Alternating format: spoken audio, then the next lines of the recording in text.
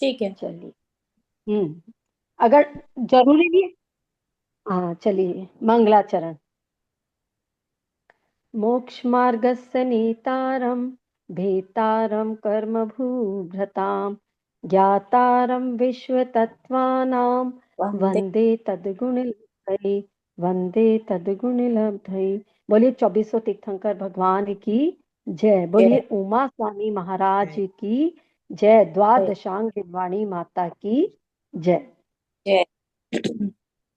हम तत्वार सूत्र के 5वें अध्याय को पढ़ रहे हैं और इस 5वें अध्याय में पूरी द्रव्य की चर्चा है। वैसे हमें क्या समझना है? अजीव द्रव्य समझना है।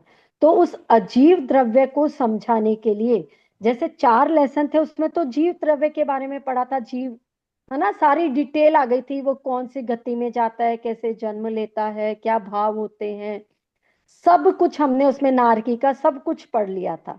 अब ये एक अलग टॉपिक है, अजीव द्रव्य।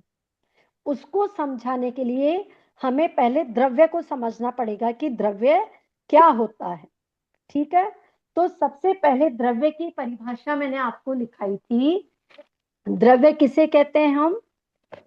जिसमें अपनी क्वालिटीज हो और अपनी फॉर्म्स हो, यानी जिसमें गुण और पर्याय हो। धर्म की परिभाषा में हम ऐसे बोलते हैं, जिसमें गुण और पर्याय हो उसे द्रव्य कहते हैं। अब क्वालिटीज और फॉर्म्स का मतलब क्या, मैंने आपको समझाया भी था एग्जाम्पल दे करके। कोई बता सकता है? सोनल जी बताइए, गुण और पर्याय का मतलब क्या?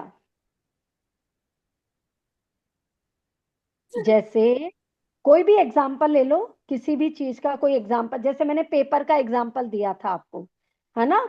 जैसे पेपर है, ये उसकी फॉर्म है, एक पर्याय है उसकी। और क्वालिटी उसकी क्या, हम उस पर लिख सकते हैं।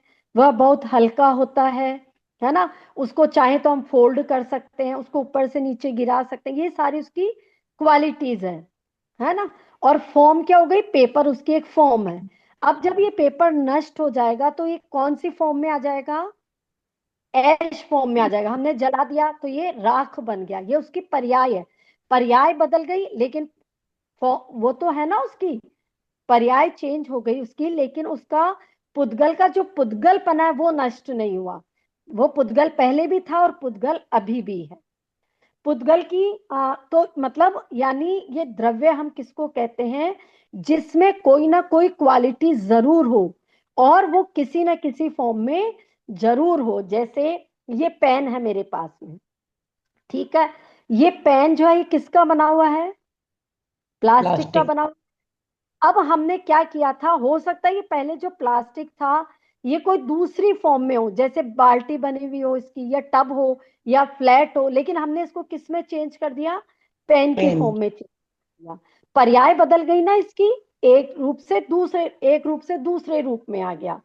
तो ऐसे अपना रूप तो वो बदल सकते हैं लेकिन उसका पुद्गलपना नष्ट नहीं हुआ। यानी प्लास्टिक का जो गुण पहले भी था इसमें वो अभी भी है। ठीक है, इसकी क्वालिटी अभी भी है उसमें। तो ये कहलाता है द्रव्य। इसको क्या बोलते हैं? द्रव्य। दूसरी डेफिनेशन और समझो, जो उत्पाद व्यय और द्रव्य से युक्त हो उसे हम द्रव्य कहते हैं। उत्पाद का मतलब क्या? उत्पन्न होना या जन्म होना। जैसे एक जीव है, अभी मान लो कोई तिर्यंच पर्याय में था पहले, ठीक है, और वो मर करके मनुष्य पर्याय में आ गया तो उत्पन्न हुआ, वो उत्पाद हुआ उसका। ऐसे ही आप समझो कि हमारे अखबार आते हैं। अखबार है, उसको हम जब हमारे रद्दी हो जाती है वो, तो हम कहाँ भेज देते हैं? उसको रद्दी में भेज देते हैं। वो रद्दी वाले उसका क्या करते हैं? वापस प्लेन पेपर बनाते हैं। प्लेन पेपर बना करके नए नया कुछ भी यूज कर लेते हैं ना उसको। किसी की मर्जी जिनवाणी बना ली, किसी की मर्जी बुक बना ली, किसी की मर्जी किताब बना ली। तो उनका नया जन्म हुआ, उत्पाद हुआ। अखबार से किस में बदल गए? जिनवाणी में बदल गए। तो ये कहलाता है उत्पन्न होना। व्यय। व्यय किसको बोलेंगे? व्यय का मतलब हो गया कि एक से दूसरी में बदल गया, एक फॉर्म से दूसरी फॉर्म में मतलब पहला जो उसका गुण था वो खत्म हो गया। ठीक है। उत्पाद व्यय और ध्रुव्य। ध्रुव्य का मतलब होता है कि उसका अस्तित्व चाहे किसी भी फॉर्म में हो लेकिन अस्तित्व है। वो खत्म नहीं होता, जड़ से कभी भी खत्म नहीं होता। जैसे लकड़ी कोयले में बदल गई, तो लकड़ी थी और कोयला है ना, लेकिन वो खत्म हुआ क्या कि अब लकड़ी का नामो निशान ही नहीं है, नहीं, वो दूसरे फॉर्म में आ गया। तो दूसरी परिभाषा क्या बनी इसकी, जो उत्पाद व्यय और द्रव्य से युक्त होते हैं उसे हम द्रव्य कहते हैं। पहली परिभाषा क्या बताई मैंने आपको, जो गुण और पर्याय से युक्त होते हैं उसे भी हम द्रव्य कहते हैं। और तीसरी डेफिनेशन हम जनरल हमारी भाषा में ऐसा समझ सकते हैं कि जो अपनी अपनी योग्यता के अनुसार अपने गुणों को प्राप्त कर लेता है, ठीक है, अपनी अपनी क्वालिटीज जो प्राप्त कर लेता है उसको भी हम द्रव्य कहते, या तो उन्हें प्राप्त हो जाती है वो खुद कर लेते हैं, इसको भी द्रव्य कहते हैं। ये द्रव्य की परिभाषा, ठीक है। क्योंकि देखो तत्वार सूत्र में मैंने पहले भी आपको बताया था कि वो जो द्व्याक नाम का था ना शिष्य, वो पूछता जा रहा था क्वेश्चन महाराज से और वो उत्तर दिए जा रहे थे, तो वो उन्होंने जिस फॉर्म में पूछा उन्होंने तो आंसर दे दिया और वो लिपिबद्ध ऐसा ग्रंथ हो गया। लेकिन इसीलिए क्या है, इसमें कहीं कुछ है कहीं कुछ थोड़ा सा इधर उधर हो जाता है, तो मैंने सोचा पहले आपको एक व्यवस्थित करके ये सारी चीज दे दूं, ताकि फिर वापस से चाहे आप कहोगे तो ये सूत्र वापस से एक बार करा दूंगी। तो द्रव्य की परिभाषा समझ में आ गई आपको। अब द्रव्य कितने होते हैं, तो द्रव्य 6 होते हैं। द्रव्य कितने, द्रव्य 6 होते हैं। कौन कौन से द्रव्य के नाम कोई बता सकता है? हाँ मैं पूछ सकता हूँ। हाँ नीलम भाभी बताइए। क्या बोला? धर्म, अधर्म, आकाश, काल और पुद्गल और जीव। बोले मैं जीव, सकल ठीक है। हाँ तो ये 6 द्रव्यों के नाम हो गए। सबसे पहला जीव, जीव के बाद में धर्म, अधर्म, आकाश, पुद्गल और काल, ये 6 द्रव्य होते हैं। चलो अब हमने क्या क्या चीजें समझ ली, द्रव्य की परिभाषा समझ ली, द्रव्य कितने होते हैं और द्रव्य के क्या क्या नाम हैं। यहां तक क्लियर है सबको? इसमें कोई डाउट है? नहीं है। अब इनकी सामान्य सामान्य परिभाषा लेते हैं एक एक द्रव्य की। जीव द्रव्य क्या होता है, ठीक है। तो जीव द्रव्य क्या होता है, जिसमें चेतना का गुण पाया जाता है, ज्ञान दर्शन चेतना का गुण पाया जाता है, उसे जीव द्रव्य कहते हैं। तो जीव द्रव्य का एग्जाम्पल तो देने की आवश्यकता ही नहीं है, हम सब क्या हैं, जीव हैं। जितने भी तिर्यंच हैं सब जीव हैं, नारकी जीव हैं, देव सब जीव हैं। तो क्यों, क्योंकि उन सब में क्या पाया जाता है, चेतनता पाई जाती है। यदि हमें कोई पिंच करता है यहाँ पे तो हमें दर्द होता है कि नहीं होता है ना। तो हमारे अंदर चेतनता है, हम किसी चीज को जान सकते हैं, उसको अनुभव कर सकते हैं, तो उस चीज को बोलते हैं चेतनता। तो जिसमें चेतनता पाई जाती है उसे जीव द्रव्य कहते हैं। क्लियर? अब अजीव द्रव्य, अजीव क्या हो जाएगा, तो जीव का उल्टा अजीव है, यानी जिसमें ज्ञान दर्शन चेतना गुण नहीं पाया जाता उसको अजीव द्रव्य कहते हैं। अब अजीव के 4 पार्ट हो गए, क्या क्या हो गए, धर्म, अधर्म, आकाश और पुद्गल। 6 द्रव्य थे, लेकिन वैसे हमने 6 बताए, जीव को अलग रखा, बाकी 5 को अलग। उसमें से वो जो 4 द्रव्य है वो सारे किस में आ रहे हैं, अजीव में, धर्म, अधर्म, आकाश और पुद्गल, ठीक है।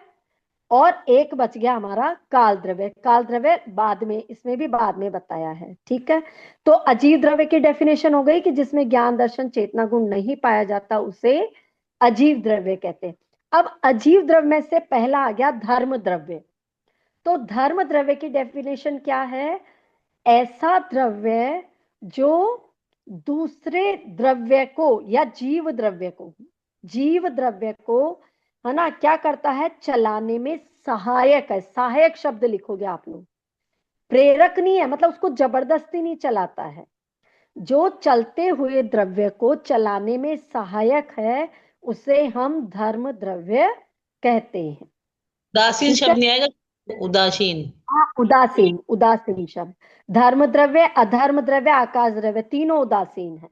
उदासीन यानी निष्क्रिय है, वो किसी को जबरदस्ती ये काम नहीं कराते, सहायक जरूर होते हैं। जैसे एग्जाम्पल लिख लो, जैसे जल मछली को चलने में सहायक है, पटरी रेल को चलने में सहायक है, और जो पेड़ की छाया है वो पथिकों को चल रोकने में सहायक है। जैसे मान लो कोई यात्री है, वो जा रहा है, घने जंगल से गुजर रहा है, लेकिन इतना थक गया और कोई घना वृक्ष आया, उसकी बहुत अच्छी छाया है, तो उसका मन क्या करता है, छाया देकर के यार थोड़ी सी देर में बैठ जाता हूँ, थोड़ी सी देर इसके अंदर। अब छाया ने जबरदस्ती की क्या?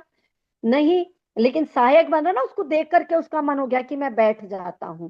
तो ऐसे वो जो निष्क्रिय रूप से सहायक है वो क्या कहलाते हैं? मतलब ये सारे द्रव्य क्या है? निष्क्रिय। तो धर्म द्रव्य का क्या काम है?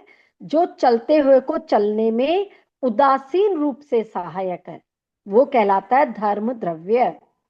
आजकल के जो साइंटिस्ट हैं, उन्होंने इसको पता है क्या नाम दिया है? हम लोग तो धर्म द्रव्य कहते हैं, वो कहते हैं एटमॉस्फेयर में एक ऐसी चीज मौजूद है जो वास्तव में चलाने में सहायक है, वो उसको बोलते हैं ईथर। क्या बोलते हैं? ईथर। हम लोग धर्म द्रव्य बोलते हैं उसको। ये पूरा चैप्टर ही बेसिकली साइंस से ही रिलेटेड है। अब देखो, इसमें मैंने आपको अणु परमाणु समझाए थे कि नहीं समझाए थे? ये ग्रंथ कितना पुराना है, तत्वार सूत्र, है ना? और हमारे साइंटिस्ट ने तो कुछ समय पहले बताया कि अणु किसको कहेंगे, परमाणु किसको कहेंगे, फिर उत्पाद व द्रव्य जो इसमें बताया ना तत्वार सूत्र में, अभी पढ़ेंगे, वो पहले से ही हमारे तो कब से बता चुके हैं। हमारे आचार्य तो कब से बता चुके हैं कि कभी भी कोई चीज ना तो नष्ट की जा सकती है, ना ही उत्पन्न की जा सकती है, वो हमेशा बनी रहती है, उसकी एग्जिस्टेंस हमेशा है। लेकिन साइंटिस्ट अब बता रहे हैं उसको। बताया था कि नहीं? नित्यावस्थितान्य रूपाणी पढ़ा ना हमने, ये हमारे तत्वार सूत्र में है। और साइंटिस्ट अब बता रहे हैं कि कोई भी चीज जो है, या उन्होंने बताया, एनर्जी कभी भी नष्ट नहीं होती है, नहीं उत्पन्न की जा सकती है, टोटल एनर्जी हमेशा इक्वल रहती है। फॉर्मूला है साइंस में ये वाला। जब मैं छोटी थी, जब मैंने इसको पढ़ा था, तब भी मेरे को ये बहुत आश्चर्य, क्योंकि उस समय इतना पढ़ाने वाला कोई था नहीं, तो मैंने सोचा तब हमारे आचार्य लिख गए ऐसी चीजें, और हम तो अब पढ़ रहे हैं इन चीजों को। तो ये पूरा बेसिकली इसमें साइंस है। हाँ, तो अब आते हैं हम हमारे अधर्म द्रव्य पे।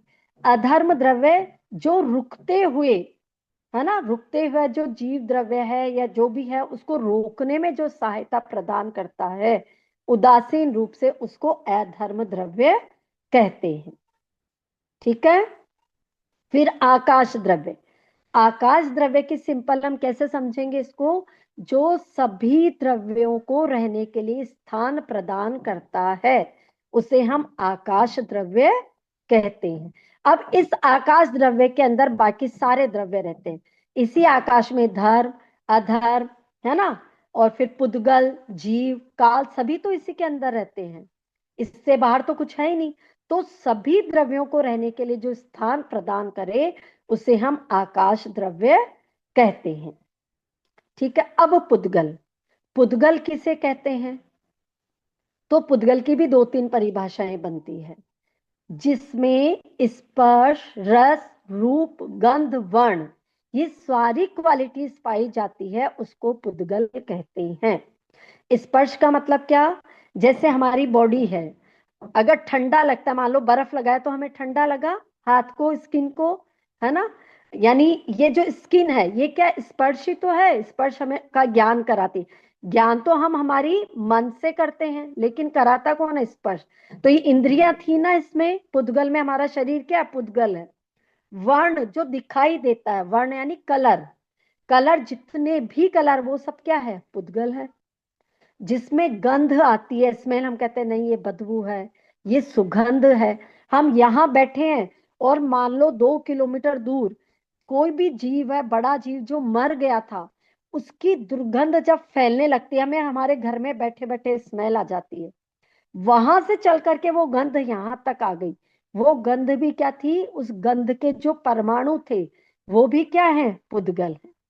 हमारे शब्द जो हम बोल रहे हैं, ये भी पुद्गल है, शब्द भी पुद्गल है। कैसे?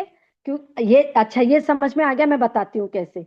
स्पर्श रस गंध वर्ण जिसमें पाया जाता है उसे पुद्गल कहते हैं, लिख लिया आपने। अब ये देखो, पुद्गल की एक और परिभाषा, जो स्वयं किसी से बाधित होते हैं या दूसरों को बाधित करते हैं उसको हम पुद्गल कहते हैं। ये एक परिभाषा, ये भी लिखो, जो स्वयं बाधित हो और दूसरों को भी बाधित करे उसे भी पुद्गल कहते हैं। अब शब्द को हम ऐसे ही प्रूव कर सकते हैं कि वो कैसे पुद्गल है ना। जैसे मान लो, कल आपने देखा मैं पहले बाहर पढ़ा रही थी, ठीक है, फिर मैं अंदर आ गई थी। पास में हमारे क्या चल रहा है, काम चल रहा है घर का। तो वो लोग हथौड़ा चला रहे थे, मशीन चला रहे थे, कितनी तेज आवाज आ रही थी, तो वो डिस्टर्ब कर रही थी बहुत ज्यादा। मैं अंदर आई, मैंने गेट बंद कर लिया, वो आवाज रुक गई ना आना, फिर बाद में वो आवाज नहीं, यानी वो शब्द, वो आवाज जो थी वो रुक गई। कोई हमने कुछ भी चाहे कैसे रोका, तो जो बाधित हो गई वो क्या है, सब पुद्गल है।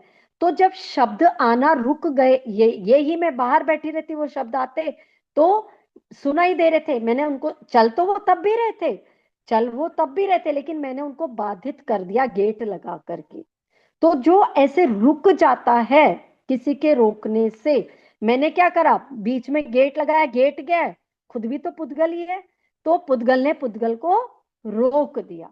तो जो ऐसे एक दूसरे को रोक देते हैं बाधा करने पर, वो क्या कहलाते हैं, पुद्गल कहलाते हैं। जैसे अभी मान लो मक्खी उड़ रही है, ठीक है, हम कार के अंदर है, शीशे सब बंद है, अब वो मक्खी बाहर जा पा रही है क्या, नहीं जा पा रही है। लेकिन जैसे ही शीशा खोलो वो बाहर चली गई, तो वो मक्खी किससे बाधित हुई, शीशे से। शीशे ने उसको बाधित कर लिया ना। तो यानी जो रोक भी लेता है और स्वयं भी रुक जाता है, वो सब क्या है, पुद्गल है। आया समझ में? तीसरी डेफिनेशन पुद्गल की, जिसमें पूर्ण गलन पाया जाता है उसे भी पुद्गल कहते हैं। गलन का मतलब होता है कि कोई भी चीज, जैसे आम है, आम पड़ा है, अब क्या होगा, कुछ दिन आप उसको रख दो, सड़ जाएगा कि नहीं वो, है ना, हवा मिली उसको और कुछ, है ना, तो वो अगर यूज नहीं लिया, वो धीरे धीरे करके गल जाता है। कोई भी चीज है, एक मृतक शरीर है, वो पड़ा है, अगर उसको नहीं जलाया तभी वो धीरे धीरे अपने आप ही गल जाता है। तो जिसमें ऐसा गुण पाया जाता है उसको भी हम क्या कहते हैं, पुद्गल कहते हैं। ये पुद्गल की परिभाषा हो गई। आया समझ में? काल हम बाद में पढ़ेंगे। काल होता है कि जिसमें निरंतर क्या पाया जाता है, क्या बोलेंगे, जिसमें नित्य निरंतर, मतलब जो चलता परिवर्तन। रहता है, परिवर्तन चलता रहता है, उसको हम क्या कहते हैं, काल कहते हैं। मतलब इसमें एक समय वापस पहले वाला समय नहीं आ सकता लौट करके, ठीक है, ये इतना सूक्ष्म होता है, वापस से वो समय लौट करके नहीं आता है, और समय ठीक वापस है। नहीं आता। हाँ हाँ हाँ। तो ये यहाँ हमने 6 द्रव्यों की परिभाषा समझ ली कि 6 द्रव्य क्या क्या होते हैं। वापस से, द्रव्य क्या होता है उसकी परिभाषा, फिर उसके बाद में हमने पढ़ा द्रव्य कितने होते हैं, कौन कौन से होते हैं, उनकी सामान्य परिभाषा। इतना आया समझ में सबको? अब विशेषता लिखो, आप लोग नोट डाल लो, विशेषता कि द्रव्य की विशेषता क्या होती है।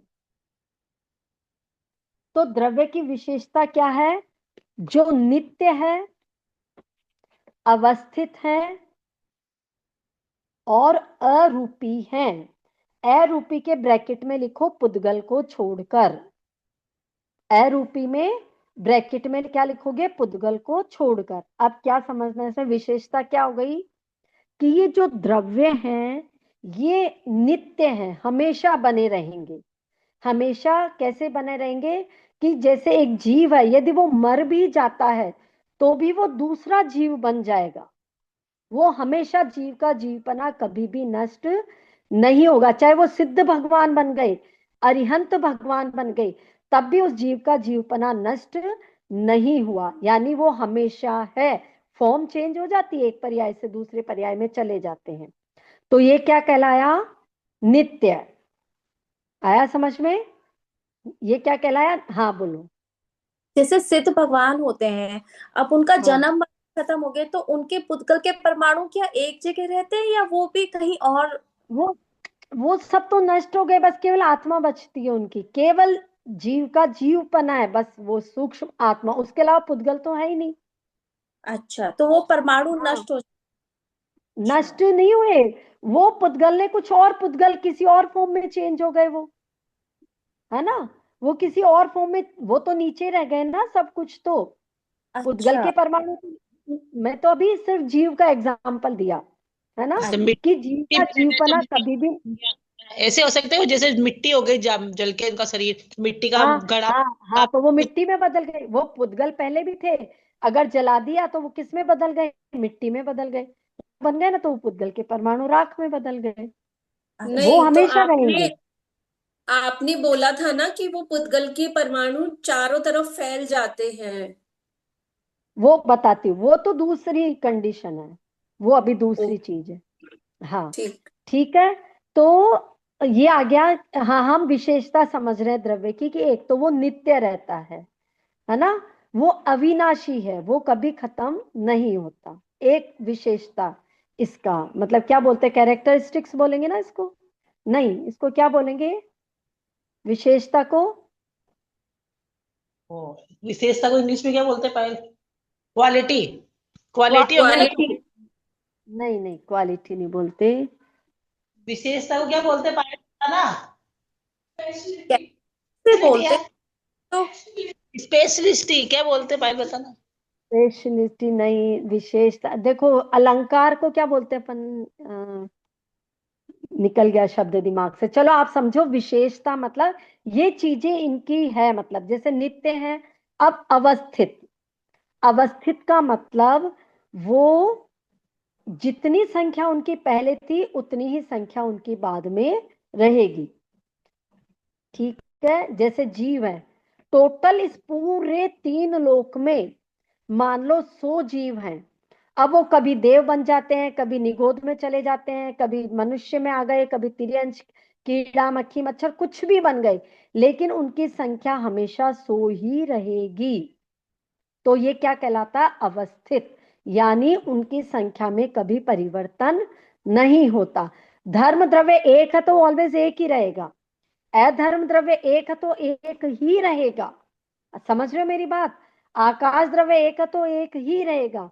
जीव की जितनी संख्या है इस पूरे ब्रह्मांड में, इस तीन लोक में, उतनी ही रहेगी, वो कभी चेंज नहीं होगी, उसको बोलेंगे अवस्थित। फिर अरूपी, अरूपी का मतलब होता है जो दिखाई नहीं देते। तो 6 द्रव्य में से 5 द्रव्य ऐसे हैं जो दिखाई नहीं देते। कौन कौन से? जीव, धर, अधर, आकाश और काल, ये हमें दिखाई नहीं देते। जीव दिखाई नहीं देते क्योंकि हमारी आत्मा थोड़ी दिखती है, तो शरीर दिखता है, पुद्गल दिख रहा है, तो जीव भी नहीं दिखाई देता। और काल हम महसूस करते हैं कि अभी 3 बजी है, अभी 4 बजी है, वो हमारा मन हमारे को समझा रहा है, दिमाग समझा रहा है, लेकिन दिख रहा है क्या? काल दिख रहा है क्या अभी 3 बजे का टाइम ये है, चार नहीं दिखता ना, वो हम गैस करते हैं हमारे एक्सपीरियंस से। तो काल भी अरूपी है। तो रूपी सिर्फ एक ही द्रव्य है, वो कौन सा? पुद्गल। सिर्फ पुद्गल है जो आंखों से दिखाई देता है। तो ये 3 विशेषताएं हो गई द्रव्य की। ठीक है, हम एक एक चीज समझ रहे हैं सबके बारे में, मतलब ताकि ये सूत्र क्या है, कभी कोई बीच में डाल दिया, कभी कोई आगे पीछे, अब ऐसे एक एक चीज आपने लिख ली ना। द्रव्य की परिभाषा, द्रव्य कितने, सिंपल, हमने सारे द्रव्यों को समझ लिया, अब उनकी परिभाषा समझ ली। और ये हमने पहले ही बता दिया कि ये जो द्रव्य थे, धर्म अधर्म आकाशीय, निष्क्रिय हैं, ये जबरदस्ती किसी के साथ करते नहीं है, लेकिन सहायक हैं। अब हम समझते हैं इनमें प्रदेशों की संख्या कितनी कितनी होती है। तो सबसे पहले प्रदेश किसको कहते हैं ये समझेंगे हम।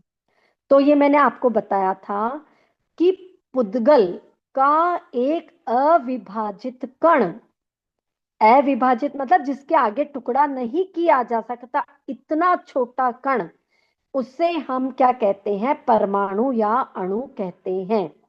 पहले तो अणु या परमाणु की डेफिनेशन, पुद्गल का सबसे छोटा कण जिससे आगे विभाजित नहीं कर सकते, उसे हम क्या कहते हैं? अणु या परमाणु कहते हैं। ठीक है, अणु या परमाणु लिखी डेफिनेशन इसकी। अब आगे लिखो प्रदेश, आगे डालो प्रदेश, फिर उसकी डेफिनेशन क्या लिखेंगे? अणु या परमाणु आकाश का जितना हिस्सा घेरता है उसे प्रदेश कहते हैं। प्रदेश का मतलब क्या? अणु या परमाणु ने, क्योंकि आकाश द्रव्य तो सबको रहने के लिए जगह प्रदान कर रहा है, तो सब हम कहाँ स्थान घेरते हैं? आकाश में स्थान घेरते हैं। तो अणु या परमाणु ने जो आकाश द्रव्य का स्थान घेरा उसे प्रदेश कहते हैं। लिखा?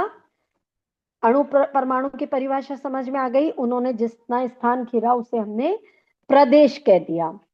अब लिखो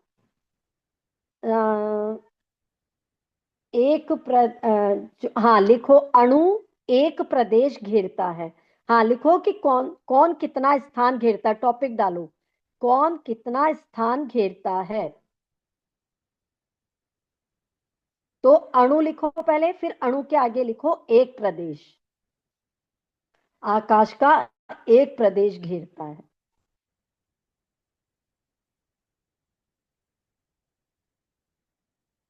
लिखा?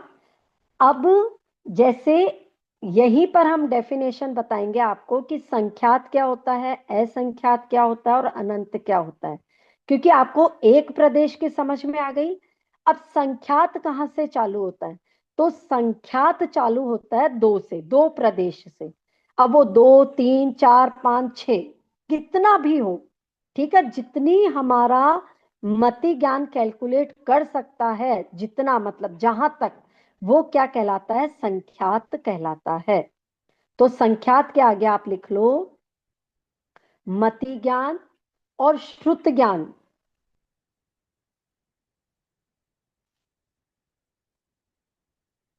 एक पूर्व कोटि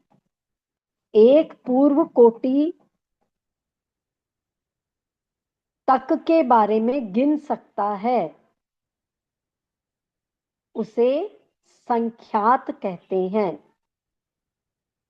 और एक पूर्व कोटि का मतलब मैंने आपको बताया था, 84 लाख को 84 लाख से मल्टीप्लाई करो और उसको 1 करोड़ से गुणा कर दो, तो वो एक पूर्व कोटि कहलाता है। सबने लिखा था उस दिन? नहीं तो यहीं पे लिख लो वापस, 84 lakh multiply by 84 lakh multiply by 1 crore, 1 crore, तो ये कहलाएगा एक पूर्व कोटि। ये यहां तक का नंबर किस में आएगा? संख्यात में। अब असंख्यात किसको कहते हैं? तो ये जो संख्यात पढ़ा ना, इसके जस्ट आगे एक नंबर से, जैसे 100 के बाद क्या चालू होता है? 101, ऐसे ही संख्यात के जस्ट बाद में जो एक नंबर चालू हुआ, वहां से लेकर के अनंत के एक नंबर पहले तक क्या आ जाता है? सारा असंख्यात आ जाता है। क्यों? क्योंकि अनंत हम काउंट नहीं कर सकते। हम क्या मतलब वो अवधि ज्ञानी मना परे ज्ञानी भी नहीं काउंट कर सकते अनंत को, वो सिर्फ केवल ज्ञान से जाना जाता है। तो वो जो बीच वाला हिस्सा आया वो सब किस में आ गया? असंख्यात में आ गया। फिर अनंत, अनंत का मतलब लिखो जिसका कोई भी अंत नहीं है, उसे हम अनंत कहते हैं। जिसका कोई अंत नहीं है, ना और है ना छोर है, वो अनंत कहलाता है। और उसे सिर्फ केवली ज्ञान ही जान सकते हैं, वो केवल ज्ञान का विषय है। और असंख्यात किसका विषय था? अवधि ज्ञानी का और मनः परे ज्ञानी का। अब यहां आपको समझ में आ गया संख्यात, असंख्यात, अनंत और एक अणु का एक प्रदेश क्या होता है। अब हम एक एक द्रव्य का लिखेंगे कि वो कितने प्रदेशी है। तो आप क्या करो, कॉलम बनाओ, एक तरफ तो द्रव्यों के नाम लिखो, ये जैसे ऐसे, ये देखो दिख रहा है क्या सबको? एक तरफ तो ऐसे द्रव्यों के नाम लिखो, धर्म अधर्म आकाश का, ये ऐसे। और एक तरफ यहाँ लिखो प्रदेश, यानी एक तरफ प्रदेश लिख दो और एक तरफ द्रव्यों के नाम। अब धर्म द्रव्य कितने प्रदेशी हैं? तो लिखो असंख्यात प्रदेशी हैं। यानी धर्म द्रव्य खुद तो एक ही है, लेकिन उसके अंदर सेल्फ असंख्यात प्रदेश हैं। जैसे मोतीचूर का लड्डू तो एक है, परंतु उसमें कितनी सारी बूंदी होती है ना, ऐसे ही धर्म द्रव्य स्वयं एक है, लेकिन उसमें प्रदेश असंख्यात हैं। Got it? समझ में आया? फिर अधर्म द्रव्य के आगे भी लिखो असंख्यात प्रदेश है, उसमें भी अधर्म द्रव्य में भी असंख्यात प्रदेश है। अधर्म द्रव्य स्वयं तो एक ही है, पर उसके अंदर भी प्रदेश कितने बने हुए हैं? असंख्यात प्रदेश बने हुए हैं। ठीक है। फिर एक जीव, सिंगल जीव, हम पूरे जीवों की बात नहीं कर रहे हैं, एक सिंगल जीव में भी असंख्यात प्रदेश होते हैं, उनमें भी असंख्यात प्रदेश होते हैं। फिर पुद्गल। अब पुद्गल में क्या होता है? पुद्गल में संख्यात प्रदेश भी होते हैं, असंख्यात प्रदेश भी होते हैं और अनंत प्रदेश भी होते हैं पुद्गल में। लिखो, लिखा, पुद्गल में संख्यात असंख्यात और अनंत प्रदेश होते हैं। फिर यहीं पे ब्रैकेट में लिखो अणु एक प्रदेशी है। क्यों हमने यहाँ क्यों डलवाया ये? क्योंकि अणु भी पुद्गल है। तो आप कहीं ये ना समझ जाओ कि अणु में भी असंख्यात प्रदेश है, नहीं। अणु तो अविभाजित कणक, जो उसमें सिर्फ एक ही प्रदेश लगता है अणु में, है वो भी पुद्गल। बाकी अणु के अलावा वो क्या करते हैं, जब मिलकर के स्कंद बना लेते हैं ना, तो फिर उनके प्रदेशों की संख्या बढ़ने लग जाती है। क्लियर हुआ सबको कि किसमें कितने कितने प्रदेश हैं? धर्म का हो गया, अधर्म का हो गया, जीव का हो गया, पुद्गल का हो गया। ये सारे समझ में आ गए आपको?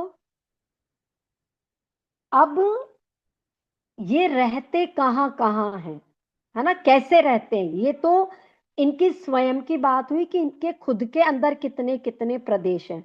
अब ये रहते कहाँ हैं, जो हमने द्रव्यों के बारे में पढ़ा ना सारा, तो ये मतलब कितने कितने स्थान में रहते हैं।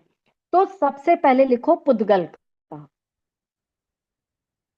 पुद्गल का ये सारे आपको जब समझ में आ जाएगा ना, इस सब सूत्रों में यही दे रखा है। कल मैंने पढ़ाया था एक प्रदेशादिशु भाज्या पुद्गला नाम, पढ़ाया था ना कल, ये उसी सूत्र में से लिया है मैंने। तो कहाँ रहते हैं? तो पुद्गल कहाँ रहते हैं? वो एक प्रदेश से शुरू होकर के और असंख्यात प्रदेश तक रह सकते हैं। यानी जो पुद्गल हैं वो एक प्रदेश से शुरू होकर के और असंख्यात प्रदेश तक रह सकते हैं पुद्गल।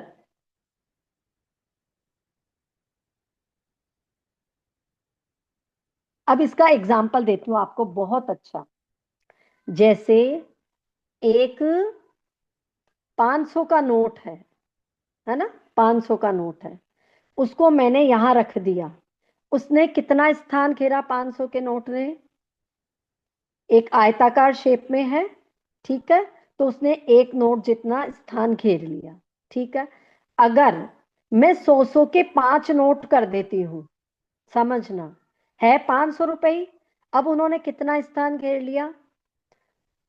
500 से 5 गुना स्थान घेर लिया, जबकि रुपए 500 ही थे।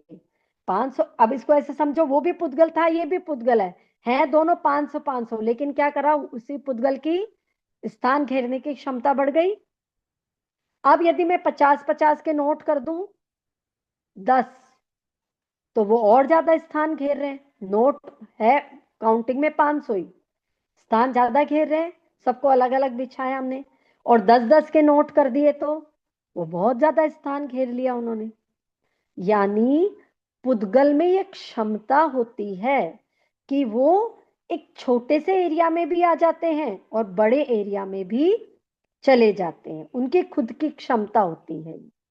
तो अगर कोई पूछे कि कितने स्थान में रहते हैं तो क्या लिखेंगे, वो एक प्रदेश से शुरू कर करके और असंख्यात प्रदेश तक फैल सकते हैं, रह सकते हैं।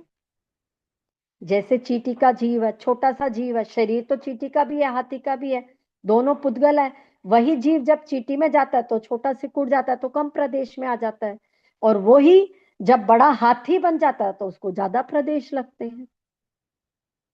ठीक है, तो पुद्गल जो होता है वो एक प्रदेश से शुरू होकर के और असंख्यात भाग तक रह सकता है। ये हम क्या, कौन सा टॉपिक पढ़ रहे हैं, कहाँ रहते हैं ये द्रव्य, कहाँ रहते हैं, कितने भाग में रहते हैं, वो पढ़ रहे हैं हम। पहले तो हमने, देखो दोनों में कंफ्यूज मत होना, पहले हमने क्या पढ़ा कि इनके खुद के अंदर कितने प्रदेश हैं, वो टॉपिक डिफरेंट था। वो खुद कितने प्रदेशों से बने हुए, और अब हम क्या पढ़ रहे हैं, वो कितने प्रदेशों में रहते हैं। तो पुद्गल का समझ में आ गया। अब जीव, जीव का भी कल मैंने आपको पढ़ाया था, असंख्येया प्रदेशा भागादिषु जीवा नाम, है ना।